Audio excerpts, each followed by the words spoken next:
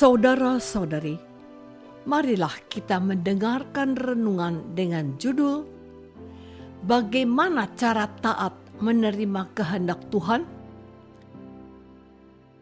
Yang berdasarkan pada Injil Lukas bab 2 ayat 25 dan 26. Adalah di Yerusalem seorang bernama Simeon. Ia adalah seorang yang benar dan saleh, yang menantikan penghiburan bagi Israel. Roh Kudus ada di atasnya, dan kepadanya telah dinyatakan oleh Roh Kudus bahwa ia tidak akan mati sebelum ia melihat Mesias, yaitu Dia yang diurapi Tuhan. Dalam nama Bapa dan Putra dan Roh Kudus. Amin. Saudara-saudari terkasih dalam nama Tuhan Yesus Kristus. Dan ketik genap waktu pentahiran menurut hukum Taurat Musa, Bapak Yusuf dan Bunda Maria membawa Yesus ke Yerusalem untuk menyerahkannya kepada Tuhan, seperti ada tertulis dalam hukum Tuhan.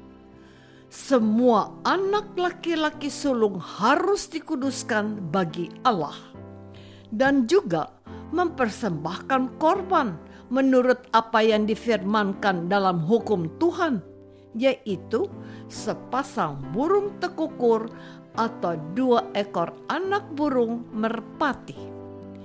Adalah di Yerusalem seorang bernama Simeon. Ia adalah seorang yang benar dan saleh, yang menantikan penghiburan bagi Israel. Roh Kudus ada di atasnya, dan kepadanya telah dinyatakan oleh Roh Kudus bahwa ia tidak akan mati sebelum ia melihat Mesias, yaitu Dia yang diurapi Tuhan. Ia datang ke bait Allah oleh Roh Kudus. Ketika Yesus dibawa masuk oleh kedua orang tuanya, Simeon menyambut bayi Yesus dan menatangnya sambil memuji Allah. Saudara-saudari terkasih, beginilah kata Simeon. Sekarang, Tuhan, biarkanlah hamba-Mu ini pergi dalam damai sejahtera sesuai dengan firman-Mu. Sebab mataku telah melihat keselamatan yang daripada-Mu, yang telah Engkau sediakan di hadapan segala bangsa, yaitu terang yang menjadi pernyataan bagi bangsa-bangsa lain dan menjadi kemuliaan bagi umat-Mu Israel. Betapa penuh nikmat damai sejahtera dialami oleh Simeon yang hidupnya benar dan saleh.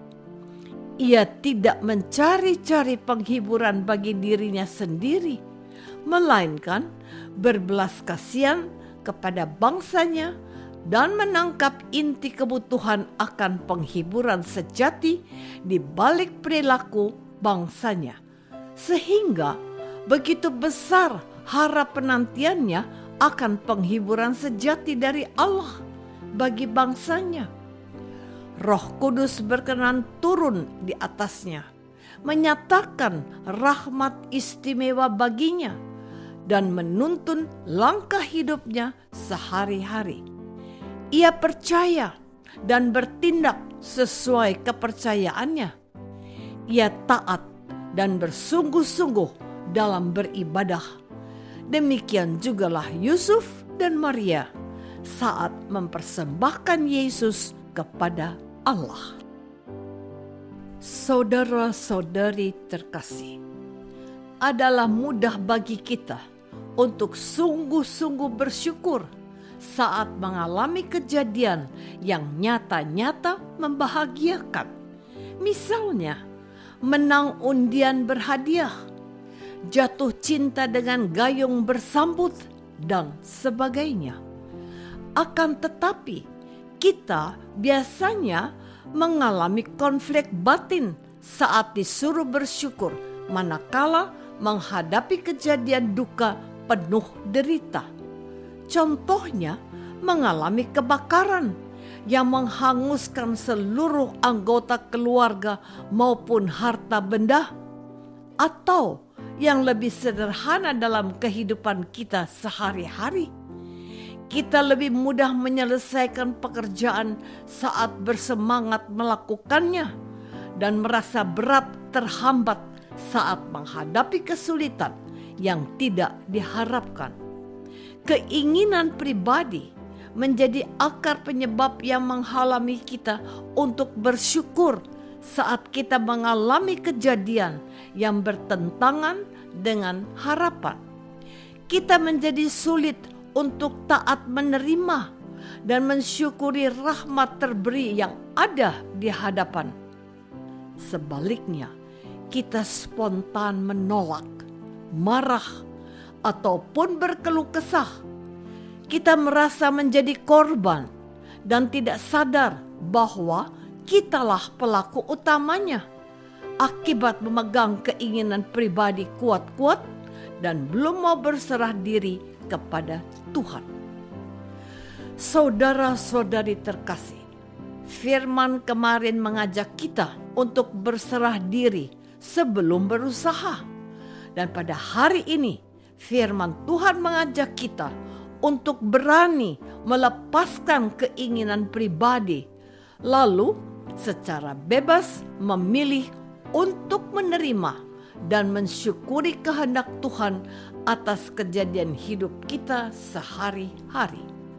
Stop menghakimi kejadian yang ada di hadapan dengan standar keinginan sendiri merupakan salah satu prinsip mindfulness atau berkesadaran penuh.